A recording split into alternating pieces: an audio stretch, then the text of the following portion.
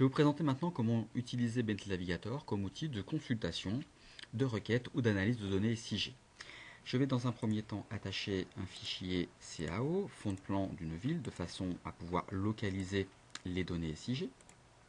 Puis attacher ces données SIG ici au format shapefile. Le fichier ainsi sélectionné est un fichier provenant de GeoMedia d'Intergraph, un SIG répandu dans pas mal de collectivités. Alors, je ne visualise pas très bien ici ces données. Je vais modifier la couleur et éventuellement la largeur de façon à ce que chaque point soit ici représenté.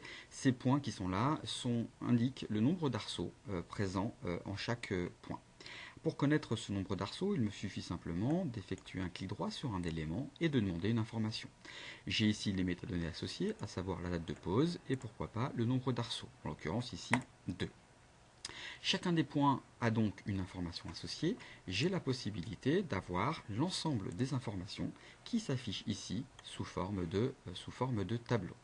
Alors, ces informations qui s'affichent sous forme de tableau, on le visualise si vous regardez dans la partie supérieure ici, eh bien, en me baladant dans mon tableau, j'ai la possibilité de connaître la position des métadonnées.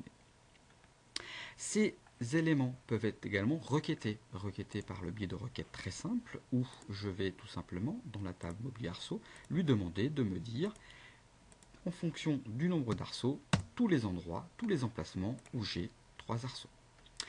Donc la sélection ici a trouvé 347 éléments que je visualise sous forme de surbrillance violette dans ce document. Alors, je peux, si je le souhaite, donc sélectionner des éléments par requête, mais enregistrer des requêtes, c'est ce que j'ai fait ici, où en fonction du nombre d'arceaux, ces nombres de requêtes ont été enregistrés.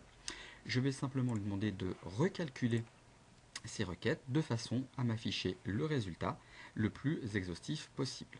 Alors, ces requêtes qui sont ici sont maintenant affichées selon le critère du nombre d'arceaux et une couleur a été associée. Vert correspond par exemple à 5 arceaux.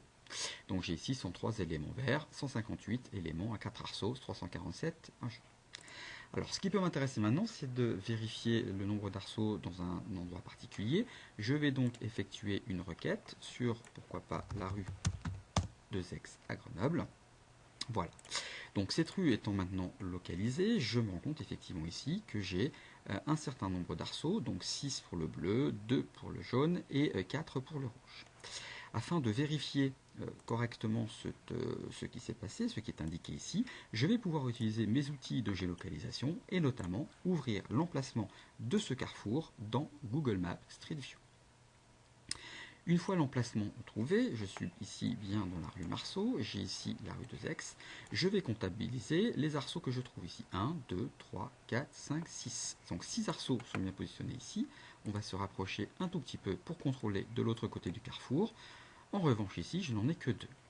Alors je n'en ai que 2 parce qu'il me semble, et je vais le vérifier, que oui, la couleur jaune c'était pour 3 arceaux, et 6 pour bleu, c'est correct. Donc il y a bien une erreur ici, erreur que je vais indiquer à mon géomaticien. Pour indiquer cette erreur, je vais employer l'outil marquage de ma tâche examiner, et je vais pouvoir, par le biais de mes outils repères, venir informer mon géomaticien qu'il semble qu'ici, il y ait une erreur. Donc on va lui dire à vérifier. Voilà. Alors, je rappelle très simplement que ce document, ensuite ce marquage, il suffit simplement de l'imprimer au format PDF pour le donner à mon géomaticien, à moins que celui-ci ne dispose d'un outil tel que MicroStation pour pouvoir consulter directement les annotations.